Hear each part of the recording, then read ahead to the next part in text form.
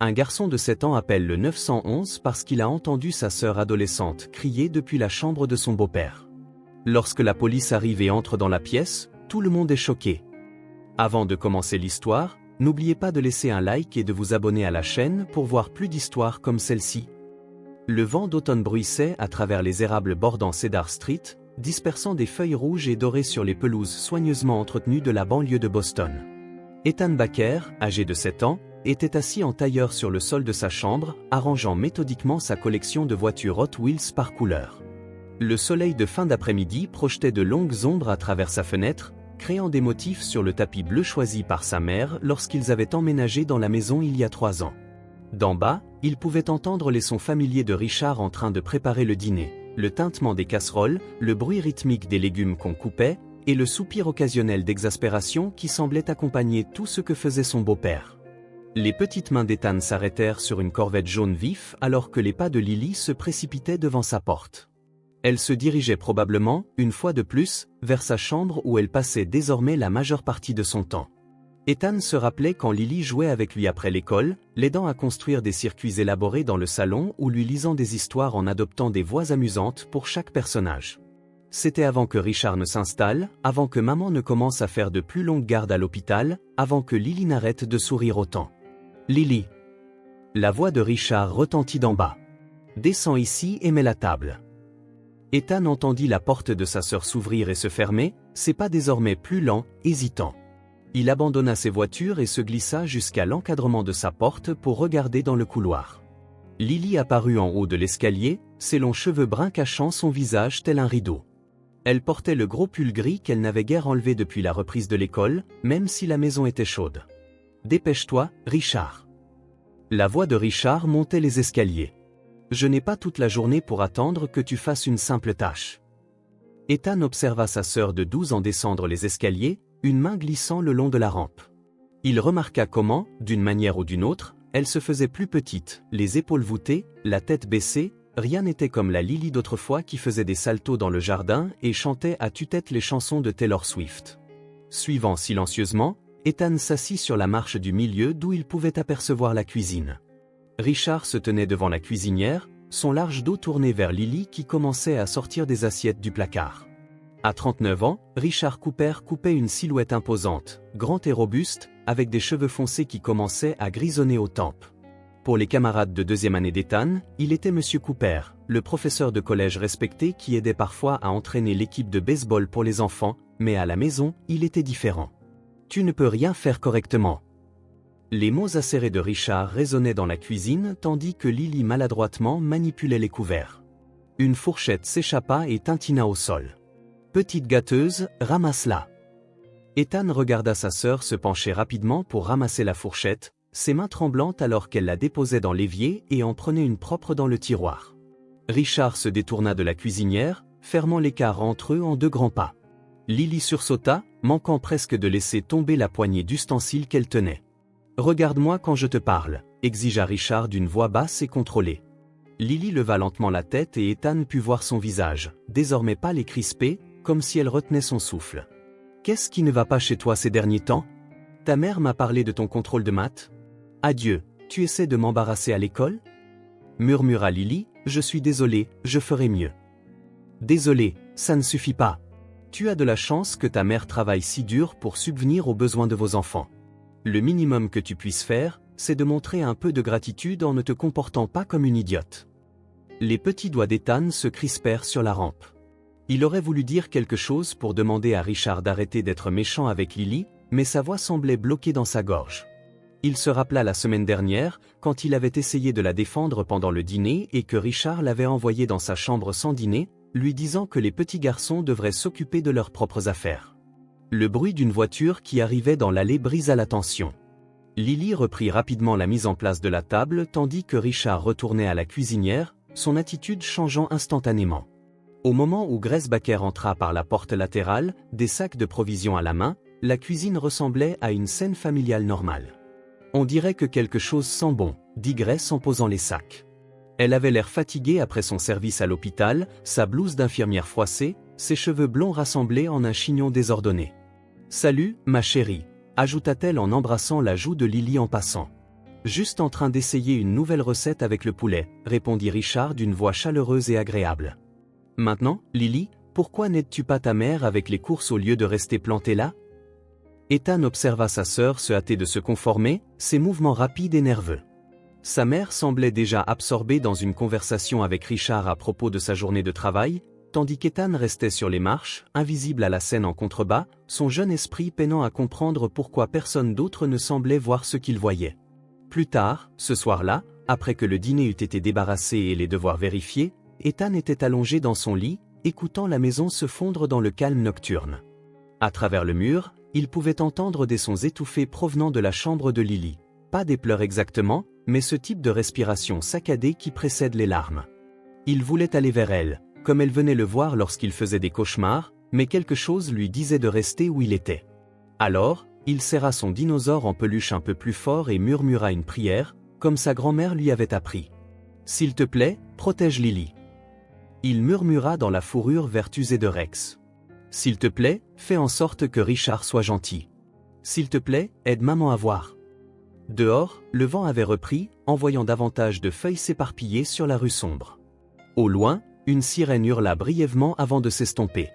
Ethan ne le savait pas encore, mais dans quelques jours, ce serait lui qui ferait retentir ce genre de sirène sur Cedar Street, et rien dans leur vie familiale soigneusement construite ne serait plus jamais pareil. Le soleil du matin filtrait à travers les stores poussiéreux de la chambre de Lily, projetant des ombres rayées sur son lit défait. Elle se tenait devant son miroir, tirant sur les manches d'un autre pull surdimensionné, s'assurant qu'elle couvrait complètement ses poignets. À 12 ans, elle maîtrisait déjà l'art de l'invisibilité. « Lily, tu vas être en retard. » La voix de Grace montait les escaliers, teintée du stress matinal familier d'une mère qui travaille. « Richard part dans 10 minutes. » La simple mention du nom de son beau-père fit se tordre l'estomac de Lily. Elle attrapa son sac à dos, lourd de livres sur lesquels elle n'avait pas pu se concentrer la veille, et se dirigea vers la cuisine. Ethan était assis à la table, les petites jambes se balançant alors qu'il se servait des céréales. Son sac à dos Spider-Man était posé à côté de lui. « Te voilà, » dit Grace en se précipitant avec une tasse de café. « Richard vous file un coup de main, tous les deux, puisque j'ai un service tôt. »« Lily, ma chérie, tu n'as presque rien touché à ton petit déjeuner. »« Pas faim ?» murmura Lily, évitant le regard inquiet de sa mère. Elle aperçut Ethan qui la regardait, son jeune visage sérieux, comme s'il remarquait tous ces derniers temps. « Tu dois manger correctement. » Intervint Richard, depuis sa position au comptoir, sa voix trahissant cette pointe d'aigreur que seuls Lily et Ethan semblaient entendre. « Surtout depuis que tu as arrêté le foot, cela coulée douce ne va pas t'aider à améliorer tes notes. » Grace fronça les sourcils, s'interrompant dans sa précipitation matinale. « Tu as arrêté le foot?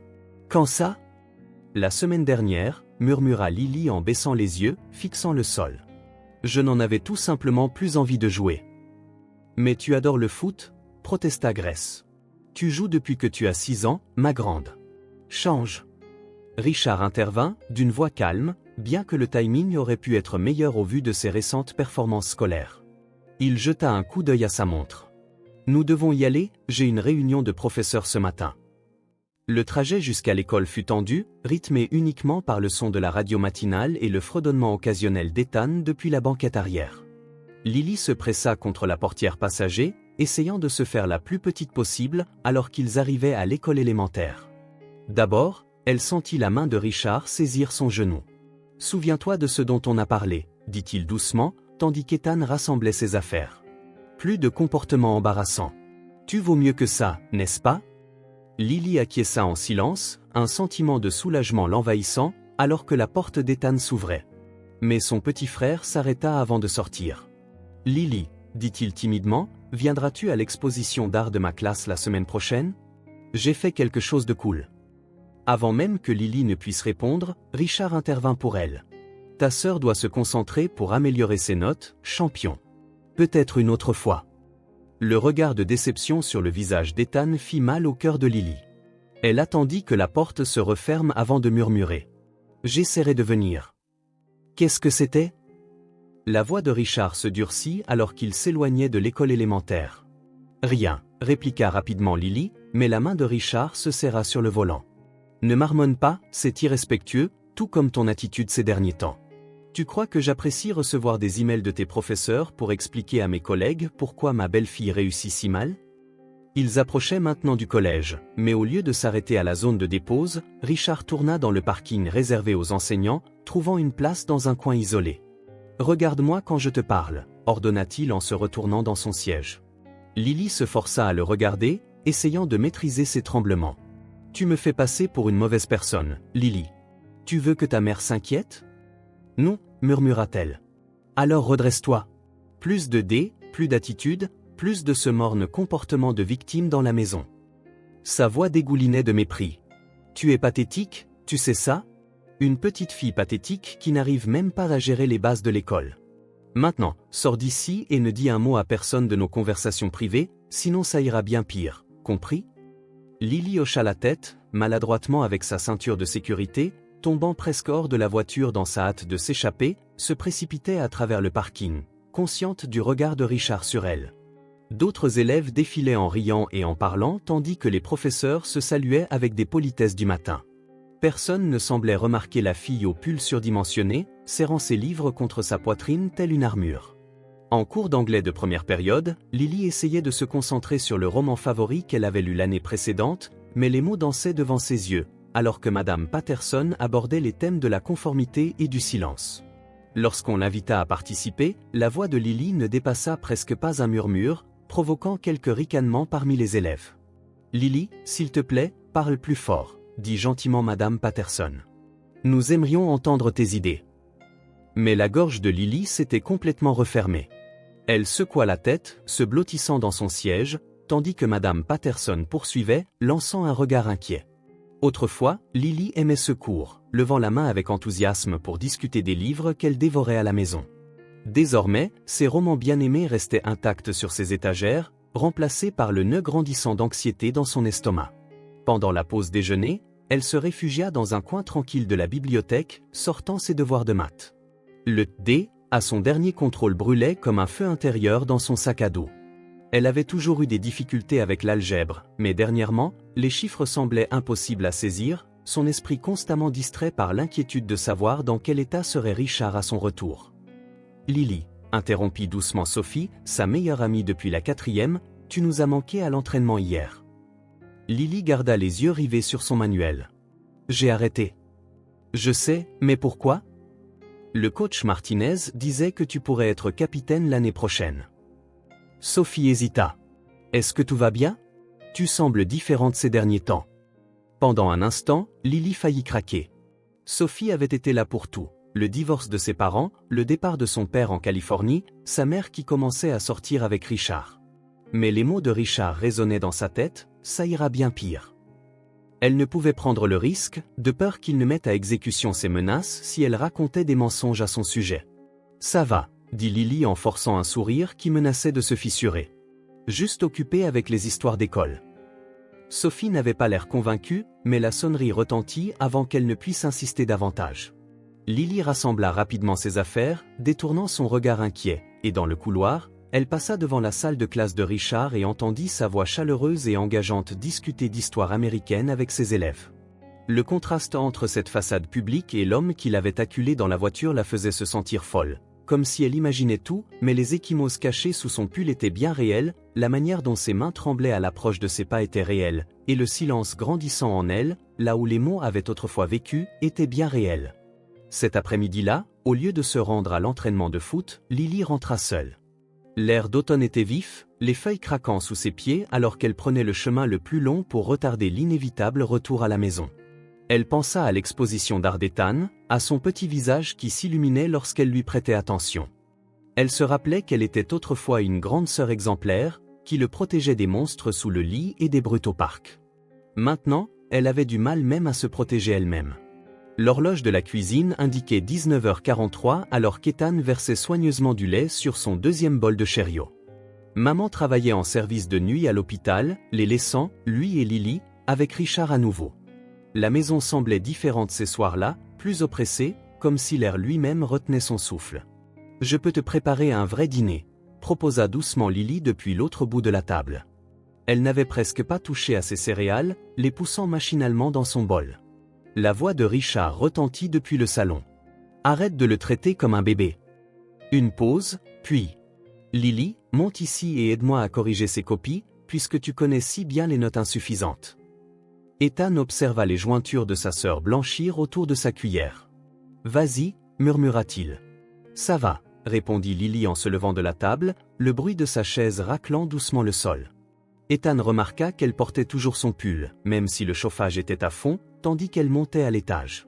Il se souvint de ce que sa professeure, Mademoiselle Collins, avait dit lors de l'assemblée sur la sécurité la semaine précédente. Fais confiance à tes sentiments, si quelque chose semble anormal, c'est probablement le cas.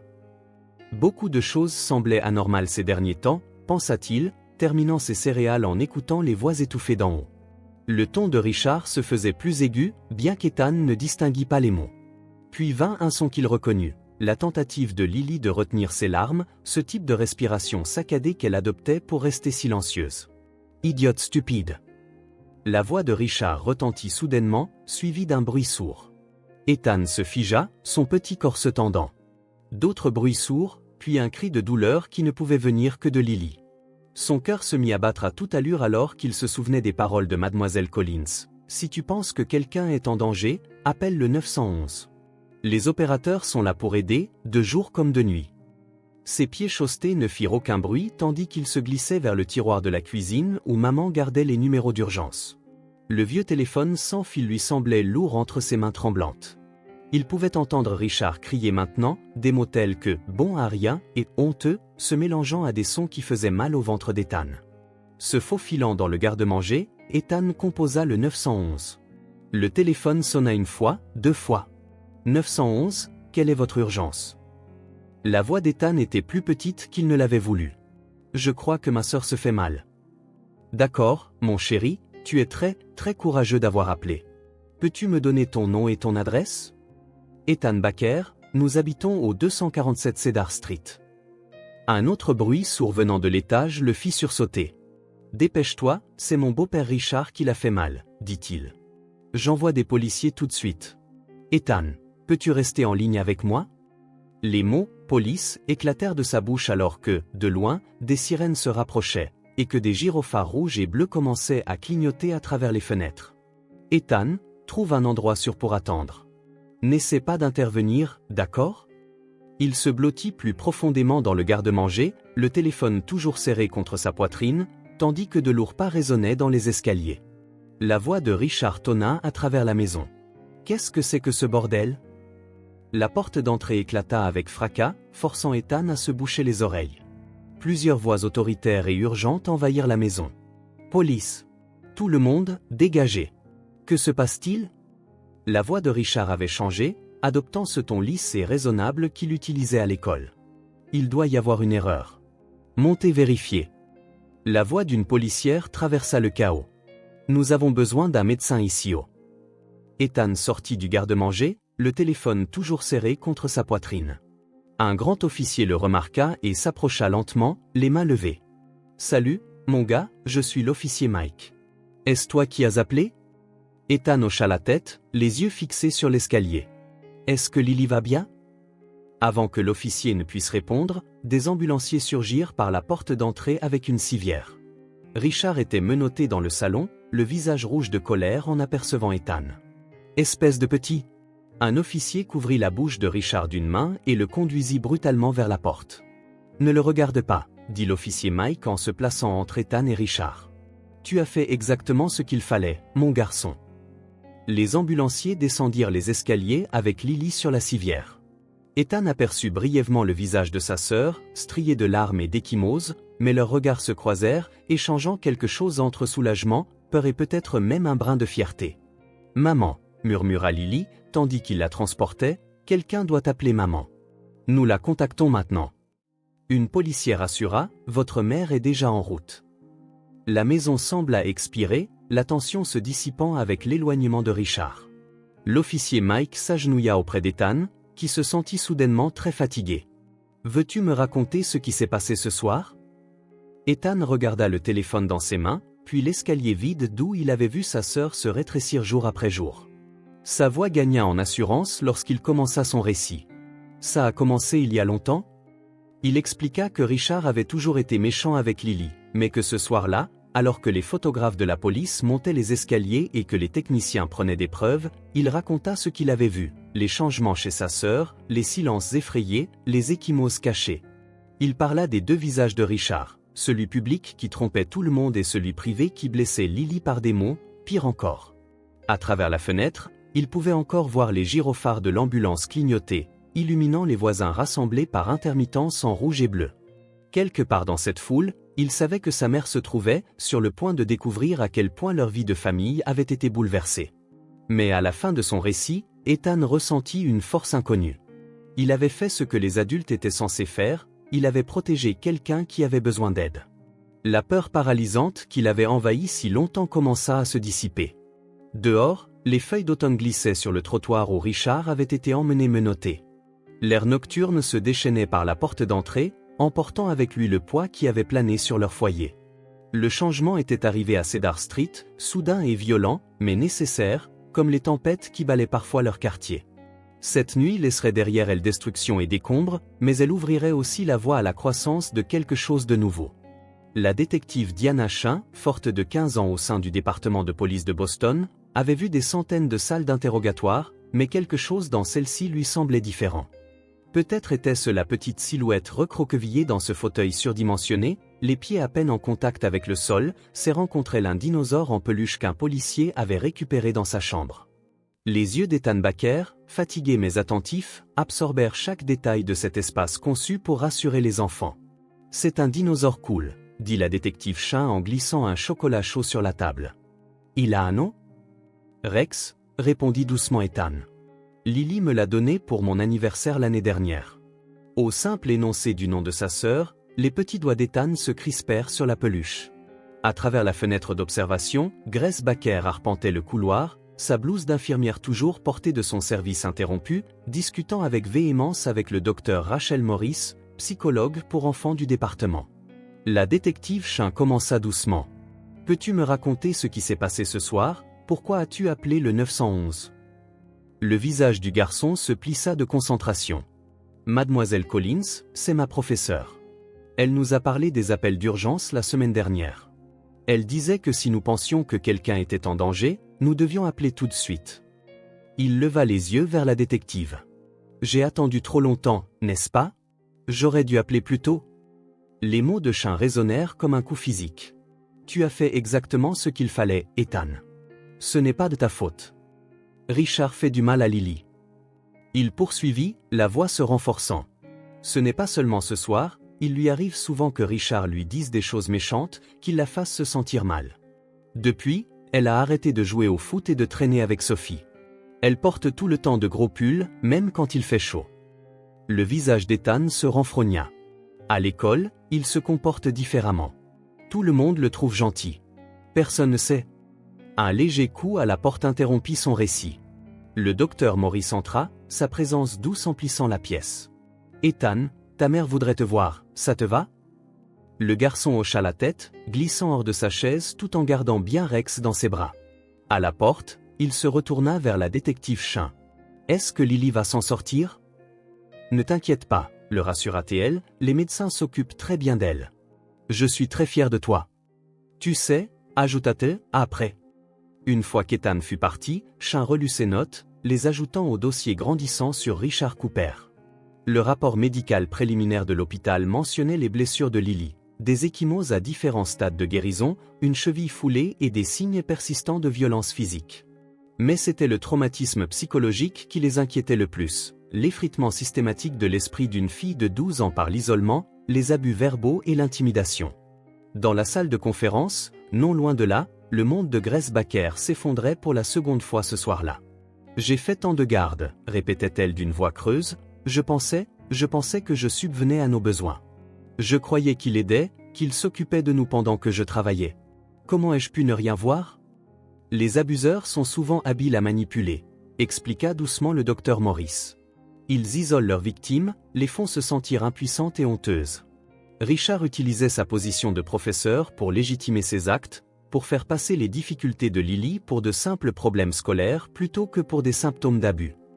Grace pressa ses mains contre son visage. Toutes ces fois où il a proposé de m'aider avec les devoirs, de nous conduire à l'école. Je l'ai remercié pour ça, dit-elle, les yeux baissés. Soudain, elle releva les yeux. L'école doit être informée, il ne peut plus être près des enfants. La détective Chin assura. Nous nous en occupons dès demain matin. Concentrons-nous maintenant sur tes enfants. Lily sera libérée de l'hôpital demain, mais elle aura besoin d'un soutien considérable. Tes enfants, eux, seront hospitalisés de l'autre côté de la ville. Lily Baker reposait dans un lit pédiatrique, enfin endormie sous une légère sédation. La nurse avait laissé la télévision allumée, diffusant une émission de cuisine nocturne, apportant un fond sonore apaisant. Sur la table de chevet, un petit projet manuel était posé, une tortue en argile peinte, manifestement réalisée de la main d'un enfant de 7 ans. La nurse l'avait déposée plus tôt avec une note, écrite de la main tremblante d'un enfant. Je l'ai faite à l'école pour l'exposition d'art. Tu n'as pas pu venir la voir, mais elle est pour toi. Je t'aime, Kim. La carapace de la tortue était un peu de travers, la peinture légèrement bavurée, mais elle symbolisait quelque chose de profond, l'amour d'une mère, le courage d'un enfant et le premier pas vers la guérison d'une famille qui se désagrégeait en silence. De retour au commissariat, la détective Chin ajouta une dernière note à son rapport. Témoin principal, Ethan Baker, 7 ans. Il a fait preuve d'une remarquable lucidité et d'un grand courage en reconnaissant et en signalant les abus en cours. Il est recommandé d'assurer un suivi auprès des services de soutien aux victimes pour les 2 enfants. Elle fit une pause, puis ajouta.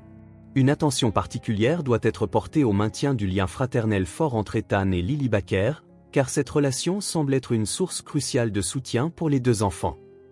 La nuit touchait à sa fin, mais l'affaire ne faisait que commencer. Demain amènerait les enquêtes scolaires, d'autres entretiens et le long chemin de la guérison. Mais quelque chose de fondamental avait changé. Le silence avait été brisé, et à sa place, la vérité commençait enfin à se faire entendre. Le soleil du matin inondait le bureau de la détective Chin, tandis qu'elle étalait les nouveaux dossiers du personnel des 3 écoles où Richard Cooper avait enseigné auparavant. Chaque dossier en papier racontait une histoire similaire, des évaluations de performance excellentes, des recommandations élogieuses et des transferts soudains en milieu d'année. « Regarde ce schéma », dit-elle à son partenaire, le détective Marcus Torres. 2018, Lakewood Middle School, 2020 Pine Valley Academy, 2022, Riverside Middle. Elle tapota le dossier actuel. Tous ces transferts demandés en cours d'année, avec très peu de documents justificatifs. Torres se pencha sur la chronologie qu'elle avait établie. Chaque école avait au moins une plainte informelle déposée par une élève, toutes âgées de 11 à 13 ans. Rien n'a jamais abouti à une enquête formelle, parce qu'il était déjà parti. Chin conclut. Standard. La manœuvre du prédateur avant que les chuchotements ne deviennent trop forts. Son ordinateur émit un signal d'email et elle l'ouvrit. Son expression se durcit en lisant la première transcription d'entretien de Riverside Middle, d'une ancienne élève nommée Emma Walsh, aujourd'hui âgée de 14 ans, qui relatait des abus verbaux et de l'intimidation de la part de Cooper lorsqu'elle avait 12 ans. Elle parcourut le document.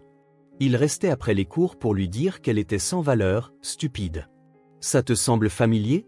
Juste comme Lily Baker? Torres acquiesça. Il ne fut jamais violent physiquement avec les autres? Non, mais le schéma d'abus émotionnel est identique.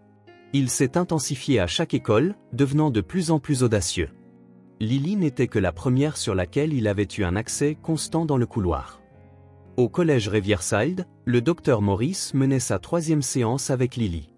La jeune fille était recroquevillée dans un fauteuil surdimensionné, sa voix à peine audible alors qu'elle décrivait des mois de tourments. « Personne ne me croirait », expliqua-t-elle, jouant avec un fil de sa manche. « Maman serait déçue si j'inventais des mensonges qui gâcheraient tout si je le disais. » « Mais Ethan avait cru en toi », déclara doucement le docteur Morris, sans qu'elle ait besoin d'expliciter ce message ce matin-là. Il savait toujours qu'il y avait quelque chose qui n'allait pas.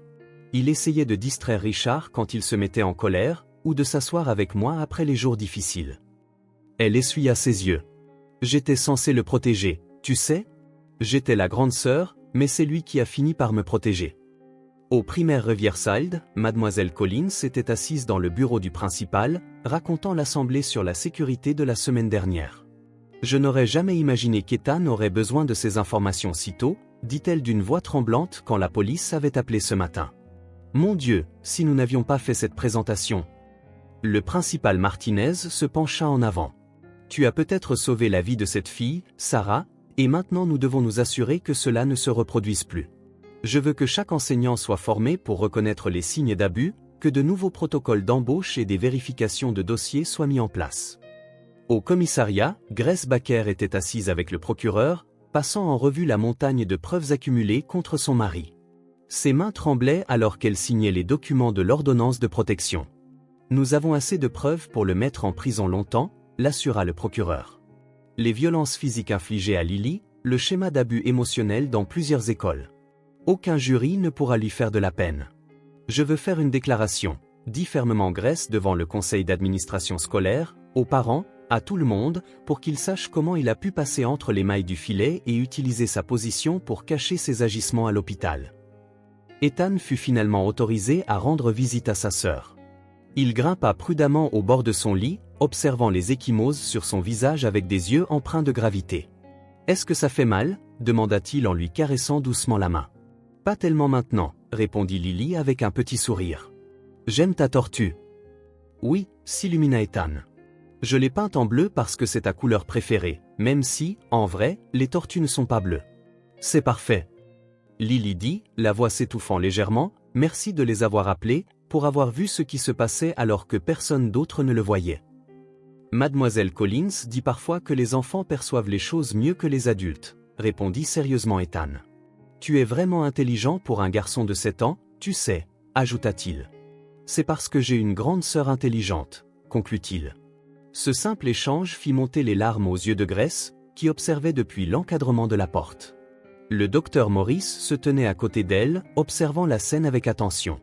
Ils allaient avoir besoin les uns des autres plus que jamais pendant le processus de guérison, nota le psychologue, mais c'est remarquable. Les actions d'Ethan n'ont pas seulement stoppé les abus, elles ont montré à Lily qu'elle mérite d'être protégée, qu'elle a de la valeur. Ce soir-là, le détective Chin avait rassemblé suffisamment de preuves pour s'assurer que Richard Cooper n'enseignerait plus jamais. L'enquête avait ouvert les vannes, avec de plus en plus d'anciens élèves se manifestant chaque heure, chaque histoire renforçant le schéma, dressant le portrait d'un prédateur qui ciblait systématiquement des jeunes filles vulnérables, utilisant son autorité pour les démolir petit à petit. Mais dans cette chambre d'hôpital, en regardant l'interaction silencieuse de ses enfants, Grace vit autre chose. Le début d'une guérison, la lente reconstruction de la confiance et le courage extraordinaire d'un garçon de 7 ans, un garçon qui avait refusé de garder le silence face à l'injustice. Les secrets enfouis refaisaient enfin surface, apportant à la fois douleur et possibilité, la possibilité de justice, de rétablissement et d'un futur où aucun de ses enfants ne devrait plus jamais avoir peur chez lui. Le bureau du docteur Morris était peint en doux bleu et vert, avec des fauteuils confortables et de grandes fenêtres donnant sur un petit jardin. C'est ici que Lily Baker se retrouva pour la 4e fois cette semaine, recroquevillée dans ce qui était devenu son fauteuil, une couverture lestée sur ses genoux. « J'ai encore fait ce rêve », dit-elle avant que le docteur Morris ne puisse demander, dans lequel j'essayais de crier, mais rien ne sortait. Le docteur Morris hocha la tête et nota doucement, « C'est très courant, Lily. Ton esprit est en train de traiter les moments où tu t'es senti sans voix. Veux-tu parler du début de ces sentiments ?» Dans une autre pièce, au bout du couloir, Ethan était assis avec Claire Jensen, la conseillère pour enfants, construisant une tour avec des blocs. Chaque bloc portait un sentiment écrit dessus, effrayé, courageux, inquiet, fier, en colère, en sécurité. « Lequel décrit comment tu te sens aujourd'hui ?» demanda Claire en observant Ethan choisir soigneusement un bloc. « Celui-ci, dit-il en le tenant, confus, maman pleure beaucoup, même quand elle essaie de le cacher, et Lily est différente. À la maison de tante Sarah, elle sursaute quand les portes se ferment. Il est normal de se sentir confus, dit Claire. Votre famille a traversé quelque chose de très difficile, mais vous travaillez tous à guérir ensemble. À la maison Baker, désormais vide des effets de Richard, Grace rencontra le détective Chin. Ils s'assirent à la table de la cuisine, là où tant de dîners silencieux avaient eu lieu, examinant les nouveaux développements de l'affaire. 2 autres étudiants se sont manifestés hier, expliqua Chin. Tous 2 avec des histoires similaires. Le dossier est solide, mais nous voulons épargner à Lily le témoignage, si possible. Grace serra sa tasse de café. Elle dort à peine et vérifie constamment les serrures de sa porte. Chez Sarah, elle insiste pour laisser les lumières allumées toute la nuit. C'est pourquoi ces séances avec le docteur Morris sont si importantes, dit doucement Chin. Vos enfants montrent une résilience remarquable, mais ils ont besoin de temps et de soutien pour tout traiter. Plus tard cet après-midi, Lily, assise en tailleur sur son lit dans la chambre d'amis de tante Sarah, tentait de finir ses devoirs de maths. Un léger coup à la porte la fit se raidir avant que la voix d'Ethan ne parvienne. « Je peux entrer ? J'ai apporté des cookies. » Lily esquissa un léger sourire. « Oui, entre. » Ethan entra en équilibre, portant soigneusement une assiette de cookies aux pépites de chocolat et 2 verres de lait. Tante Sarah m'a aidé à les faire. Enfin, surtout, elle les a faits pendant que je remuais, dit-il. Il s'installa à côté d'elle sur le lit, scrutant son manuel. C'est difficile ?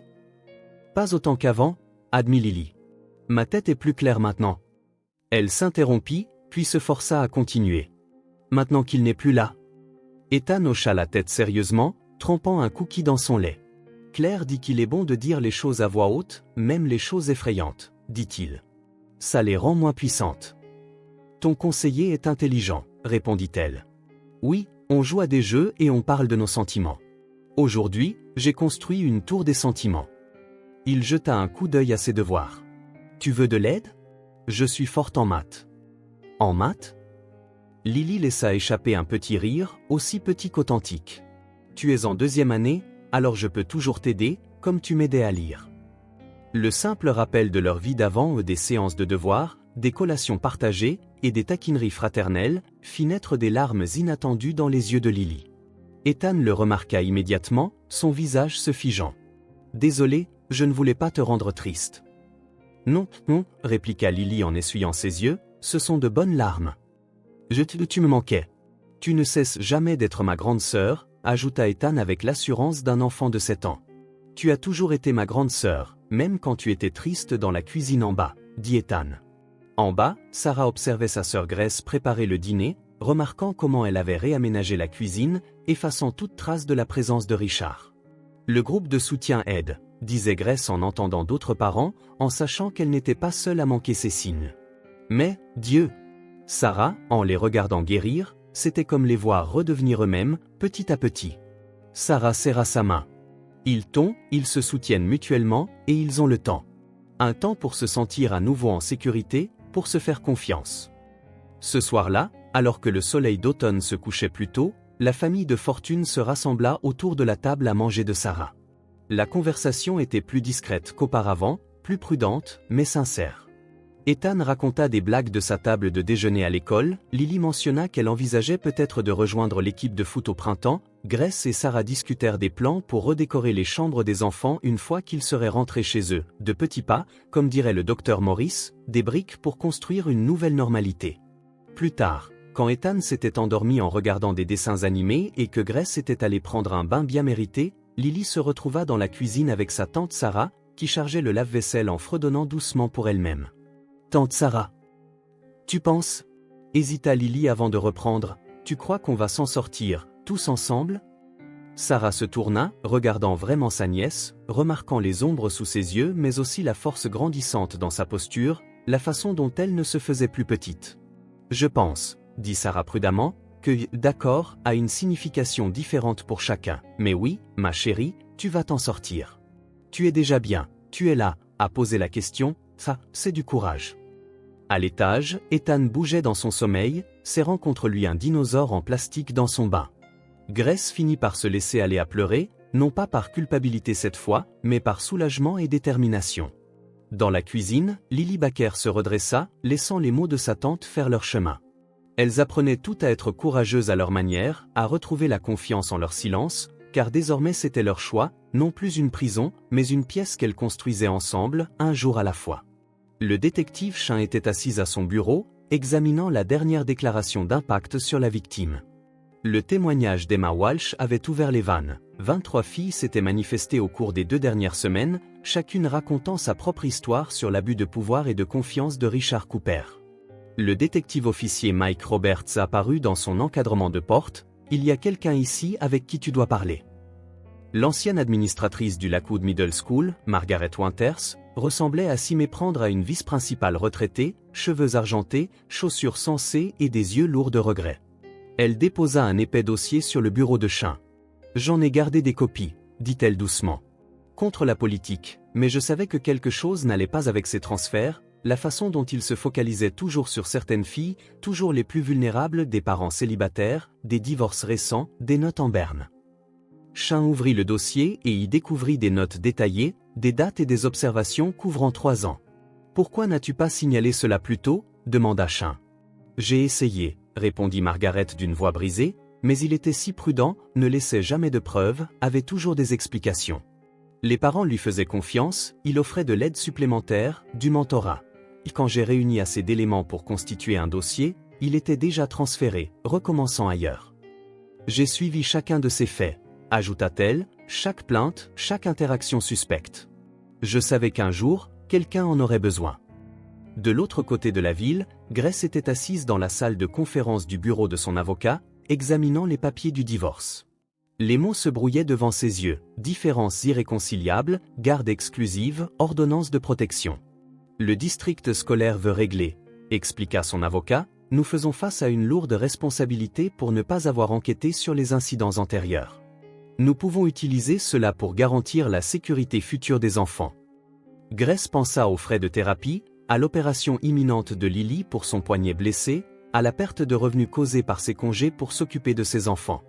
Je ne veux pas de leur argent, je veux qu'ils changent la manière dont ils gèrent les allégations d'abus. Je veux des protocoles en place pour que cela n'arrive plus jamais à un autre enfant. Nous pouvons l'exiger, assura son avocat, des changements de politique, une formation obligatoire sur la déclaration des faits, et une compensation pour la souffrance de votre famille. À Riverside Middle School, le directeur Martinez était assis avec le conseil scolaire, présentant les conclusions de leur enquête interne. L'atmosphère était tendue, les visages graves, alors qu'il passait en revue les échecs systématiques qui avaient permis à Richard Cooper de passer d'une école à l'autre. Nous avons trouvé un schéma de plainte rejetée, rapporta Martinez. Non seulement ici, mais dans tout le district. Les enseignants qui remarquaient un comportement inquiétant étaient découragés de faire un signalement officiel, et les demandes de transfert étaient traitées sans une enquête adéquate. Le système le protégeait, pas les élèves. Dans le bureau du docteur Morris, Lily vivait une séance de révélation pour la première fois. Elle parlait des premiers incidents, des manières subtiles dont Richard avait commencé à saper sa confiance en elle, bien avant que les abus physiques ne commencent. C'était comme s'il m'effaçait, expliqua-t-elle en tordant un mouchoir dans ses mains. D'abord ma voix, puis mes amis, puis le foot, tout ce qui faisait de moi ce que j'étais, et je l'ai laissé faire parce que je pensais le mériter. Mais maintenant, je sais que je ne méritais rien de tout cela. Le docteur Morris l'encouragea doucement, oui. La voix de Lily se renforça. Ethan savait qu'il voyait le vrai moi, même quand je ne pouvais plus me voir moi-même. À l'école élémentaire, la classe d'Ethan réalisait un projet artistique sur les héros. Pendant que d'autres enfants dessinaient Superman et Wonder Woman, Ethan dessinait soigneusement l'image de 2 silhouettes se tenant la main, l'une grande, l'autre petite. « Qui sont-ils » demanda son enseignante. « Moi et Lily » répondit-il, coloriant le t-shirt de la petite silhouette en bleu, la couleur préférée de sa sœur. Parfois, les héros ne portent pas de cape, parfois ils se contentent de dire la vérité, ajouta le détective Chin. Margaret Winters ajouta ses documents au dossier qui ne cessait de grossir. Chaque page renforçait le caractère calculé des abus de Richard. Comment il choisissait ses victimes, les isolait, leur faisait croire qu'elles ne valaient rien, tout en conservant une réputation irréprochable auprès de ses collègues. Mais la vérité émergeait enfin, non plus en chuchotement, mais en voix forte et claire. La voix d'Emma Walsh, stable, décrivant les commentaires dégradants qui l'avaient poussé à tenter de se suicider, celle de Margaret Winters, lourde des années d'efforts frustrés pour protéger ses élèves, la voix ferme de Grace exigeant un changement institutionnel, et, surtout, les voix de Lily et Ethan Baker. Une sœur et un frère dont le lien avait prouvé être plus fort que le silence que leur agresseur avait tenté d'imposer. Leur histoire devenait un catalyseur du changement, forçant les écoles à affronter leurs manquements et à mettre en place de nouvelles protections. La vérité, jadis enfouie sous des couches de négligence institutionnelle et de manipulation calculée, voyait enfin la lumière, et dans cette lumière, la guérison pouvait commencer ou non seulement pour la famille Baker, mais pour tous les enfants qui seraient protégés par les changements que leur courage avait suscités. Le palais de justice se dressait au-dessus d'eux, sa façade de briques captant la lumière du petit matin. Lily se tenait en bas des marches, sa main fermement serrée dans celle de sa mère, tandis qu'Ethan tenait solidement son autre main. Ils formaient une petite chaîne de force alors que l'avocate du district, Sarah Martinez, s'approchait. « Vous êtes prêts ?» demanda doucement Martinez, sa mallette contenant des mois de preuves accumulées, des photographies, des rapports médicaux, des transcriptions de témoignages et la documentation minutieuse de Margaret Winters. Dois-je le regarder? Demanda Lily d'une voix calme mais assurée. Non, ma chérie, regarde-moi, ou regarde ta mère, et souviens-toi, le témoignage d'Ethan hier était si fort que nous n'aurions peut-être même pas besoin que tu parles dans la salle d'audience, expliqua l'avocate. Dans la salle d'audience, le détective Chin s'assit avec une rangée d'anciens élèves Emma Walsh, Sophie Carter, Cathy Rodriguez et d'autres, chaque fille représentant un chapitre différent de l'histoire d'abus de Richard Cooper. Elles étaient toutes là pour soutenir Lily, pour être témoins de la vérité qu'elles avaient trop longtemps eu peur de dire. Grace serra la main de Lily alors que Richard était conduit, vêtu d'une combinaison orange au lieu de ses chemises repassées habituelles. Il semblait plus petit, moins impressionnant, dépourvu de l'autorité de professeur derrière laquelle il se cachait.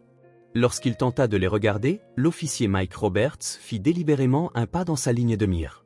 L'allocution d'ouverture du procureur exposa les années d'abus systématiques. Richard Cooper avait utilisé sa position d'enseignant pour identifier, isoler et abuser de jeunes filles vulnérables, se déplaçant d'école en école, laissant derrière lui une traînée de confiance brisée et de voix réduite au silence. Margaret Winters fut la première à témoigner, ses cheveux argentés captant la lumière fluorescente alors qu'elle détaillait ses années d'efforts frustrés pour dénoncer le comportement de Richard. Elle lut ses notes, remontant à son passage au Lakewood Middle School, évoquant une élève de 12 ans, en pleurs dans un couloir après une conférence avec M. Cooper, des rapports la qualifiant d'inutile, stupide, causant l'embarras de sa famille. Emma Walsh suivit, décrivant comment les abus émotionnels de Richard l'avaient poussé au bord du suicide. Il me gardait après les cours pour me dire que j'étais pathétique, qu'aucun de vous ne me croirait. J'ai commencé à le croire. Puis, le témoignage d'Ethan de la veille fut diffusé en vidéo, afin de lui éviter de répéter son récit. Le tribunal resta silencieux en regardant le garçon de 7 ans expliquer, avec une clarté remarquable, comment il avait reconnu les signes d'un abus. Lily cessa d'être Lily, disait simplement sa voix enregistrée. Elle devint silencieuse et apeurée. Richard agissait bien quand maman était à la maison, mais méchamment quand elle ne l'était pas. Mademoiselle Collins nous avait appris à appeler le 911 si quelqu'un était en danger. Alors quand j'ai entendu Lily pleurer et Richard la blesser, j'ai appelé. Pendant une pause, Lily fut emmenée dans une salle privée avec le docteur Morris pour pratiquer des exercices de respiration. « Tout le monde est si courageux », murmura-t-elle. Emma, Mademoiselle Winters, Ethan. Ils prennent tous la parole. Tu leur as donné la force, répondit le docteur Morris. Ton histoire leur a montré qu'ils n'étaient pas seuls, qu'ils méritaient d'être entendus. La suite de l'affaire fut étayée par des preuves matérielles, photographies des blessures de Lily, rapports médicaux, les journaux intimes découverts dans sa chambre retraçant des mois d'abus. Le témoignage du détective Chin décrivit le schéma récurrent à travers plusieurs écoles, la façon dont Richard utilisait ses transferts pour échapper à toute responsabilité. La défense de Richard tenta de le dépeindre comme un enseignant strict mais attentionné, voulant aider des élèves en difficulté, mais face à l'accumulation écrasante des preuves et des témoignages, leurs arguments s'effondrèrent. La nature systématique de ces abus, documentés sur plusieurs années et dans diverses institutions, était indéniable. Lorsqu'un verdict fut prononcé, il fut sans appel, coupable sur toutes les charges. La sentence du juge reflétait la gravité de ces crimes et la trahison de la confiance. 25 ans, sans possibilité de libération conditionnelle pour 15, et de plus, il ne serait plus jamais autorisé à travailler avec des enfants, sa licence d'enseignement étant définitivement révoquée. Alors que Richard était conduit hors du tribunal, il se retourna enfin pour faire face à ses victimes. Mais au lieu des filles effrayées qu'il avait tourmentées, il vit une rangée de jeunes femmes, debout, se tenant mutuellement, et au bout se tenait Lily Baker, qui ne se recroquevillait plus pour paraître plus petite, la petite main de son frère toujours fermement dans la sienne. À l'extérieur, sur le pas du tribunal, des journalistes s'étaient rassemblés pour entendre la déclaration de Grace Baker au sujet des changements institutionnels dans le système scolaire. Formation obligatoire sur la déclaration des faits, meilleur contrôle des antécédents, nouveaux protocoles pour enquêter sur les plaintes. Mais la véritable histoire se jouait sur les marches du palais de justice, où un groupe de survivantes se tenait ensemble, baignés dans la lumière automnale, leur silence enfin brisé. Ethan tira sur la manche de Lily, « On va prendre une glace ?» La question, si banale après une journée si extraordinaire, fit éclater un rire chez Lily. « Oui, une glace, c'est parfait. » Elles descendirent ensemble les marches du palais de justice, mère, fille et fils, vers un avenir qu'ils avaient ardemment reconquis. Derrière eux, Emma Walsh souriait entre les larmes, Margaret Winters se redressait, et le détective Chin fermait son dossier sur l'affaire qui avait mis au jour des années d'abus cachés. La vérité avait émergé, la justice avait été rendue, et une famille était restée unie, prouvant que parfois les plus grands actes de courage viennent des voix les plus petites, prêtes à se faire entendre. Les arbres le long de Cedar Street avaient perdu leurs feuilles, formant un tapis d'or et de cramoisis qui craquait sous les bottes de Grace Baker alors qu'elle rentrait d'une session de formation sur la déclaration obligatoire à Riverside Middle School. 3 mois s'étaient écoulés depuis la condamnation de Richard, et les changements qu'ils avaient combattus se mettaient enfin en place. Les nouveaux protocoles font une différence, dit le principal Martinez, qui se hâta de rattraper Grace. 2 enseignants ont signalé un comportement inquiétant la semaine dernière, des cas qui auraient pu passer inaperçus auparavant. C'est pour cela que nous nous battons, affirma fermement Grace. Plus aucun transfert sans enquête, plus aucun rejet des plaintes d'élèves à la maison. Dans sa chambre, Lily travaillait sur un essai pour son cours d'anglais. Le sujet était le courage, et pour une fois, les mots coulaient naturellement. Le courage n'est pas toujours bruyant, parfois c'est un murmure d'aide, parfois c'est un appel dans l'obscurité. Mon petit frère de 7 ans m'a appris que le courage vient sous toutes les formes et que parler peut changer non seulement une vie, mais bien des vies. Son téléphone vibra avec un texto d'Emma Walsh, réunion du groupe de soutien demain. La nouvelle doit entendre ton histoire. Lily sourit en tapant une réponse rapide, oui. Le groupe de soutien était devenu une partie vitale de son processus de guérison. Des filles ayant subi des abus similaires y trouvaient la force de partager leur expérience, se sentant moins seules. Elles s'appelaient elles-mêmes les conteuses de vérité, un nom né d'une plaisanterie mais qui était resté, devenant le symbole de leur rétablissement collectif. En bas, Ethan était étalé sur le sol du salon avec ses devoirs. Il avait été promu dans une classe de mathématiques avancées, sa confiance grandissant à mesure que l'ombre qui planait sur leur maison se dissipait. Un certificat du département de police était accroché au mur au-dessus de lui, pour sa bravoure et son service exemplaire envers autrui, bien qu'Ethan insistât qu'il n'avait fait que ce que tout le monde ferait. Grace resta quelques instants dans l'embrasure de la porte, regardant son fils travailler. Les thérapeutes lui avaient prévenu de possibles réactions tardives au stress qu'il avait subi, mais Ethan avait fait preuve d'une résilience remarquable. Le docteur Morris déclara que c'était parce qu'il avait agi au lieu de rester impuissant, qu'il avait trouvé un moyen de protéger sa sœur et que ce sentiment d'autonomie l'avait aidé à surmonter l'expérience. La sonnette retentit, et le détective Chin entra pour échapper au froid. Elle était devenue une visiteuse régulière, vérifiant l'état de la famille et les tenant au courant des répercussions de leur affaire. Aujourd'hui, elle portait une épaisse enveloppe manille. Le conseil scolaire a approuvé toutes les nouvelles politiques, annonça-t-elle en étalant les documents sur la table de la cuisine. Formation obligatoire à la déclaration des faits pour tout le personnel, système de signalement anonyme pour les élèves, vérification d'antécédents approfondis incluant une corrélation des historiques de transfert, et la mise en place d'un programme de soutien. Lily suggéra, du conseil par les pairs pour les survivants d'abus. On l'appelle l'initiative Baker. Ta famille a tout changé, murmura Grace. Richard Cooper's conviction avait ouvert les vannes. 3 autres districts les avaient contactés pour mettre en place des protocoles similaires. À l'étage, Lily termina son essai avec des mots qu'elle avait répétés lors de la condamnation de Richard. La justice n'est pas seulement une question de punition, c'est une question de changement. C'est s'assurer que ce qui m'est arrivé ne se reproduise jamais, transformer la douleur en dessein, le silence en force et la peur en espoir. Parfois, la justice commence par une seule voix, même si cette voix appartient à un élève de 2e qui savait juste que quelque chose n'allait pas. Mon frère a sauvé plus que moi cette nuit-là. Il a sauvé chaque élève qui aurait pu subir des abus en silence. Il nous a montré que la vérité, une fois exprimée, ne peut jamais être enfermée à nouveau. Voilà ce que la justice signifie pour moi aujourd'hui. Ce n'était pas une fin, mais un commencement, une promesse que, même si nous ne pouvons changer le passé, nous pouvons protéger l'avenir, et cela vaut la peine de se battre, de parler, de se lever, peu importe la petitesse dans laquelle on se sentait. Elle se laissa aller en relisant ces mots. Par la fenêtre, elle apercevait l'endroit où les voitures de police s'étaient garées cette nuit-là, leurs gyrophares peignant la rue de rouge et de bleu. Mais désormais, la vue offrait autre chose. Des enfants jouant librement, des parents discutant sur leur porche, une communauté qui avait appris à regarder plus attentivement et à parler plus rapidement. La justice était arrivée sur Cedar Street, non seulement par un verdict en salle d'audience, mais par les changements quotidiens qui protégeraient les générations futures, dans le courage de ceux qui avaient retrouvé leur voix, dans la force d'une famille qui avait refusé de laisser l'obscurité triompher, et dans la sagesse simple d'un garçon de 7 ans qui avait su que parfois, la chose la plus courageuse à faire est de dire la vérité. Le printemps avait fleuri sur Cedar Street, apportant avec lui le parfum de l'herbe fraîche et de nouvelles possibilités. La maison Baker avait été transformée, murs fraîchement peints, meubles réarrangés et fenêtres grandes ouvertes pour accueillir la douce brise. Toute trace de Richard Cooper avait été effacée, remplacée par des signes de guérison et de croissance.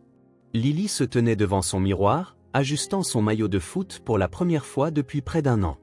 Le numéro 14 s'étirait sur son dos, et Baker était fièrement imprimé au-dessus. Son ancienne coéquipière et meilleure amie, Sophie, avait été élue capitaine de l'équipe, et son premier acte avait été de récupérer le vieux numéro de Lily. « Lily, on va être en retard », lança la voix d'Ethan montant les escaliers. Il s'était autoproclamé son garde-temps officieux pour les entraînements, prenant très au sérieux son rôle de frère protecteur. Dans la cuisine, Grace préparait des tranches d'orange pour l'équipe tout en surveillant ses enfants par la fenêtre. Dans le jardin, Ethan démontrait ses propres mouvements de foot, faisant rire Lily en tombant dramatiquement après chaque coup de pied. « T'as vu mes crampons ?»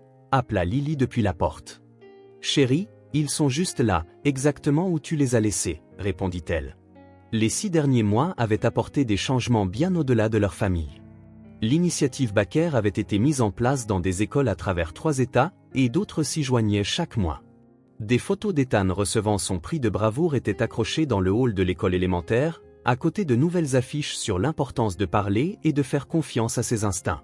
Le détective Chin avait été promu à la tête d'une nouvelle unité d'intervention pour victimes spéciales, utilisant les leçons tirées de l'affaire Cooper pour améliorer la gestion des allégations d'abus. Emma Walsh travaillait désormais à temps partiel dans une hotline de crise, sa force tranquille aidant les autres à retrouver leur voie. « Prête ?» demanda Grace à Lily. Lily descendit les escaliers, paraissant plus proche de son ancien moi qu'elle ne l'avait été depuis des mois. « Tu crois que je me souviendrai comment jouer, comme faire du vélo ?» demanda-t-elle hésitante. Ethan la rassura avec la confiance de ses 7 ans, « Bien sûr, en plus, j'ai pratiqué avec toi. » Le trajet vers le terrain de foot était différent des trajets tendus d'autrefois. Lily était assise à l'avant, la fenêtre ouverte, chantant avec la radio, tandis qu'Ethan offrait des chœurs enthousiastes depuis l'arrière, inventant des paroles quand il ne connaissait pas celles originales. Le terrain était animé, des parents installaient des chaises, les enfants s'échauffaient, les entraîneurs organisaient des exercices. Sophie accourut dès leur arrivée, « Vous arrivez pile à l'heure, nous commençons la séance de tir. » Lily attrapa son sac et se retourna, « Merci d'être ma supportrice, Ethan. » Ethan sourit, « C'est ça, le rôle d'un frère. » Pendant que Lily rejoignait le terrain, Grace et Ethan installèrent leurs chaises sur la ligne de touche. D'autres parents saluaient, la communauté s'étant mobilisée autour d'eux, prouvant que la guérison se faisait mieux ensemble. « Maman, » demanda Ethan en croquant une tranche d'orange, « est-ce qu'on va vraiment bien maintenant ?»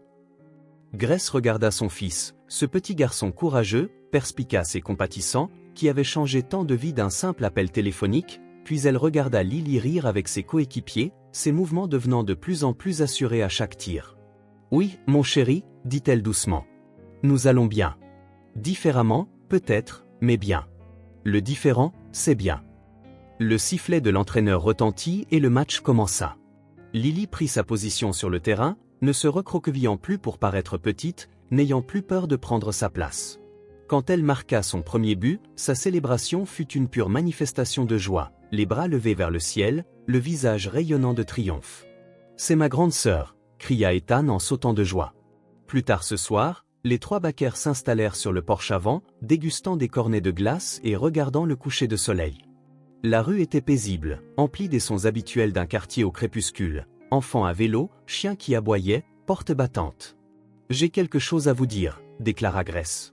Le bureau du gouverneur a appelé, ils veulent que nous parlions lors de la cérémonie de signature des nouvelles lois de protection le mois prochain, mais seulement si vous êtes à l'aise avec cela. Lily et Ethan échangèrent un regard, ce genre de communication silencieuse qui s'était renforcée à travers leur expérience commune. « Je veux, » dit Lily, « que les gens sachent qu'il est normal de parler, que demander de l'aide n'est pas une faiblesse. » Moi aussi, ajouta Ethan. Mademoiselle Collins dit que notre histoire aide les autres enfants à être courageux, poursuivit Grace, en passant un bras autour de chacun de ses enfants, admirant leur résilience, leur compassion et leur soutien indéfectible les uns envers les autres. Ils étaient sortis de l'obscurité, non seulement en survivant, mais en s'épanouissant, transformés par la vérité, renforcés par l'amour, prêts à aider les autres à trouver leur chemin vers la lumière sur Cedar Street. Les soirées de printemps s'adoucissaient en crépuscule. Dans les maisons de tout le quartier, les lumières s'allumaient, chacune représentant une famille, une histoire, un potentiel à la fois de mal et de guérison. Mais dans la maison Baker, la lumière brillait particulièrement fort, illuminant 3 personnes qui avaient appris la leçon la plus précieuse. Parfois, la fin d'une histoire n'est que le commencement d'une meilleure, et dans ce commencement, il y avait de l'espoir, de la force, de l'amour, et enfin la paix.